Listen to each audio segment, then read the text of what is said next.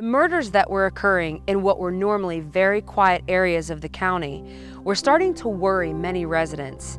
And now, 5 days after the murder of teenager John Feeney, his date, Renee Greger, had still not been found. Come down the valley with me. Come down where darkness came to be. Come down, the story still told. The night the shotgun slayer took hold. Come down the valley with me. No stranger thing has happened, you see. Come down, so brazen and bold. The night the shotgun slayer took hold. The murders of David Hamilton, Frank Ziegler, and the Wymans were not the only killings in the minds of local communities. Over the past year, 4 women had also been found murdered in Washington County, a community near Findlay Township. Concern grew each day Renee wasn't found. Hundreds of volunteers combed the woods, and even a nearby lake was dragged. Numerous articles were published asking the public to come forward with information, but to no avail. Renee was nowhere to be found. On October 26th, 4 days after John's murder and Renee's disappearance, citizens gathered outside the police station to voice their concerns. They demanded more patrols in their neighborhoods, so additional police officers were brought in to restore a feeling of security. Serial homicide is rather uncommon in the United States. Each year, we have around 14,000 to 16,000 reported murders, and of those, 1%, or maybe about 150 known cases, are attributed to serial killers. And even though chances are very low you'll be killed by a serial killer, those chances increase dramatically when you become a target of one.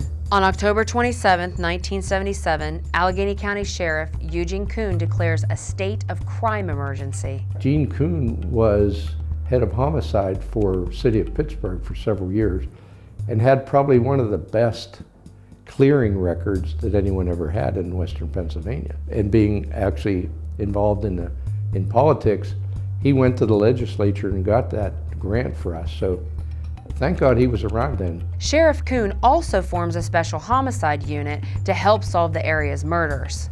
I come in as the inspector of Allegheny County Police Homicide Unit, so I had a sort of a dual role, being the head of homicide for Allegheny County and then commander of the task force that was started by Sheriff Kuhn. It was my job to try to coordinate with several law enforcement agencies to come up with a suspect or suspects in all these cases. And then as commander of the homicide unit, we still had to work our homicides in Allegheny County, which were also going on at the same time. It had to do with the number of murders and them being concentrated in a specific area of the county.